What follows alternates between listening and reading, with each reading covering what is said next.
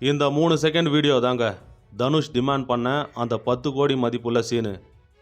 இதில் அப்படி என்ன இருக்குன்னா, விக்னேஷ் சிவன் அவர்கள் ஒரு விஷயம் சொல்லியிருப்பார். அதாவது செட்டில் இருந்த யாருக்குமே தெரியாது வி வேர் இன் அ ரிலேஷன்ஷிப்னு அப்படின்னு ஒரு வார்த்தையை மென்ஷன் பண்ணியிருப்பார். இதுதான் இங்கே மிகப்பெரிய பேசுபொருளாக மாறி இருக்கு. அந்த தங்கமலை ரகசியத்தை அந்த 3 செகண்டில் சொல்லியிருக்காரு. அதுவும் இல்லாமல் நானும் ரவுடி தான் படத்தில் இருக்கிற சில சீன்ஸை உள்ளே வச்சு கொலாப்ஸ் பண்ணி அந்த வீடியோ வந்திருக்கு. அதுவும் நானும் ரவுடி தானில் படத்தில் இருக்கிற சீன் இல்லை, பிஹைண்ட் த சீன், அதாவது ஷூட்டிங் டைமில் இருக்கிற சீன்ஸை வச்சு தான் அந்த வார்த்தையை அவர் சொல்லியிருக்காரு.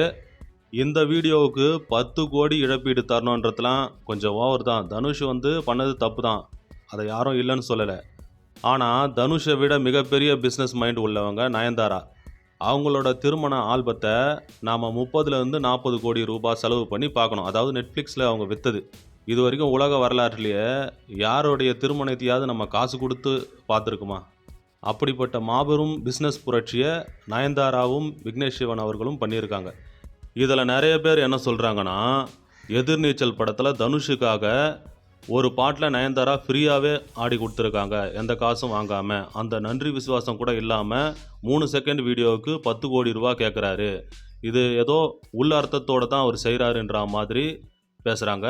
அடுத்தது, தனுஷ் பண்ணதும் கரெக்டு தான். உங்கள் வீட்டு கல்யாண ஆல்பத்தை நீங்கள் காசுக்காக விற்கலாம், ஆனால் அவன் காசு போட்டு படம் எடுத்த படத்தில் வர சீனை அவர் காசுக்காக விற்கக்கூடாதா அப்படின்ற மாதிரிலாம் பேசிட்டு வராங்க.